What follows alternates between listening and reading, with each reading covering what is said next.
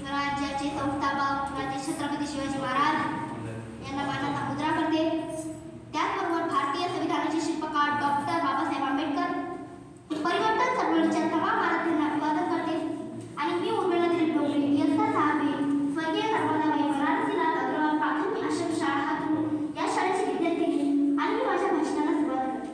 आदरणीय व्यासपीठ आणि गुरुजन व विद्यार्थी मित्र, ज्याचे नाव घेता गंगावरती शहारे येतात अशा छत्रपतींना जन्म देणाऱ्या आमच्या राजमाता जिजाऊ माँसाहेबांचा जन्म आमच्या हातीच्या अंतरावर असणाऱ्या सिंदखेड राजा लघुजी जाधवांच्या घरी ती मुलगी जन्माला येते.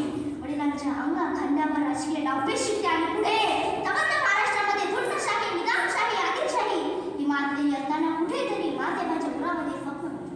हे स्वप्न म्हणजे स्वराज्य स्थापना. हे स्वप्न पूर्ण करण्यासाठी माँसाहेबांनी शिपांना सैनिकी व राजकीय धडे देणे सुरू केले. मित्र, या ठिकाणी मला आवर्जून सांगायचे वाटते की रांधाच्या पाटलाने एका मुलीवर बलात्कार केला आणि हे प्रकरण जेव्हा छत्रपती शिवाजी महाराजांकडे येते तेव्हा त्यांनी आपल्या सैनिकांना आदेश दिला व सांगितले, पाटलांच्या मुसक्या आवळून माझ्याजवळ हजर करा. आणि महाराजांनी त्यांच्या हातापायात जवळ दिली. अंगणातली तुळस, गोठ्यातली गाय आणि घरातली माय यांच्यावर जर कोणी वाकडी जर टाकली तर त्यांची घड केली जाणार नाही. हे संस्कार शिकवणार माँसाहेबांनी दिले. मित्र, आणखी एक प्रसंग सांगावासा वाटतो.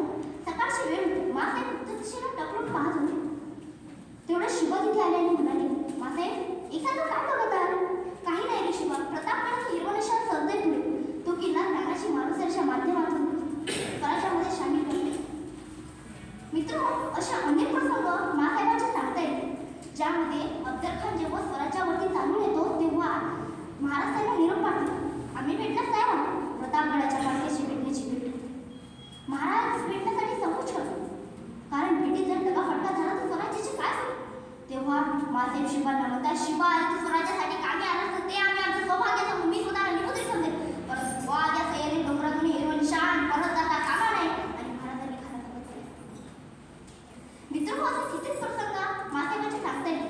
मिर्झा राजा जयसिंगाची भेट असेल, खानाचा वध असेल, हिरकणीची बोलवण असेल, हे संस्कार शिवांना माँसाहेबांनी. मित्र, आपल्याला जी प्रेरणा मिळते ते प्रेरणा आदर्श माँसाहेबांची. महाराजांचा राज्याभिषेक झाला. पुढे त्यांना गडाच्या पाठीशी पाचाड नावाचे गाव होते. तिथे त्यांनी एक वाडा बांधला. तिथे माँसाहेब शेवटपर्यंत राहिले. नंतर त्यांना श्रीमान रायगडावर जाता आले, परंतु त्यांनी त्यांच्या डोळ्यात एक स्वराज्याचं स्वप्न फुटले. मित्र, एके दिवशी महाराजांनी एक वेळ जाहीर केलं की सूर्यास्ता नंतर व सूर्योदयापूर्वी कोणालाही किल्ल्यात प्रवेश द्यायचा नाही व कोणालाही बाहेर प्रवेश द्यायचा